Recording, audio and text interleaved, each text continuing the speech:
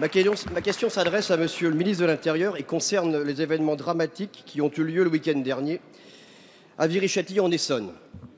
Mes premières pensées, auxquelles je souhaite associer l'ensemble d'entre nous, vont aux policiers blessés, à ceux qui sont toujours hospitalisés et en particulier à celui qui lutte contre la mort, encore aujourd'hui, mais également à leurs familles et à toutes celles et ceux qui ont pour mission de faire respecter la loi. Monsieur le ministre, ceux qui ont fait ça sont des assassins. Ils ont agi vraisemblablement avec préméditation et avec l'intention de tuer. Nous attendons tous de la justice des sanctions exemplaires. Depuis 2007, le nombre de policiers blessés en mission a progressé de 30%. Devant ce bilan extrêmement préoccupant, comment comptez-vous, Monsieur le ministre, agir? Comment comptez-vous sécuriser les policiers dans leur mission en termes d'équipement, de matériel, de locaux, mais également en termes d'effectifs?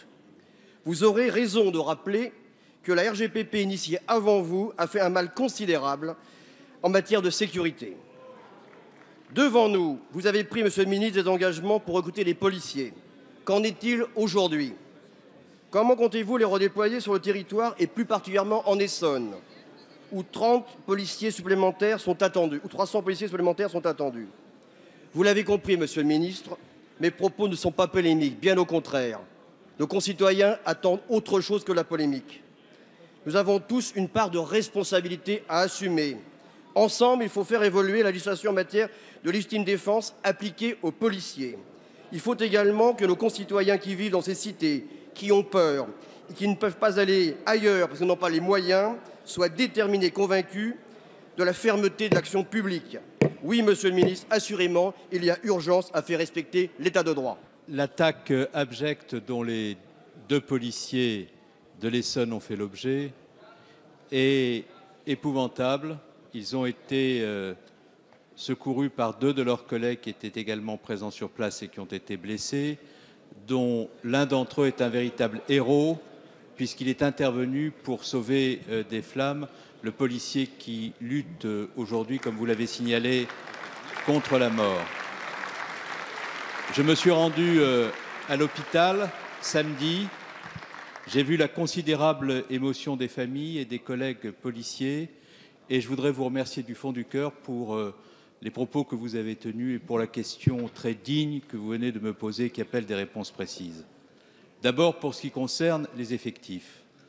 Vous avez raison de souligner que les diminutions des effectifs ont des effets dans l'ensemble des départements. Il faut corriger cela. C'est la raison pour laquelle nous avons décidé de créer 9 000 emplois dans la police et dans la gendarmerie.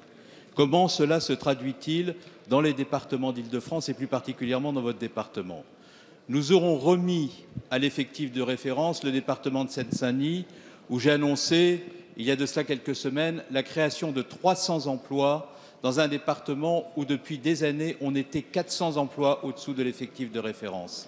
C'est le cas aussi dans l'Essonne, où il y aura dans le courant de l'année 2016 très exactement 71 créations d'emplois, 45 sont déjà arrivées, 26 autres interviendront d'ici à la fin de l'année. Mais il faut aller au-delà.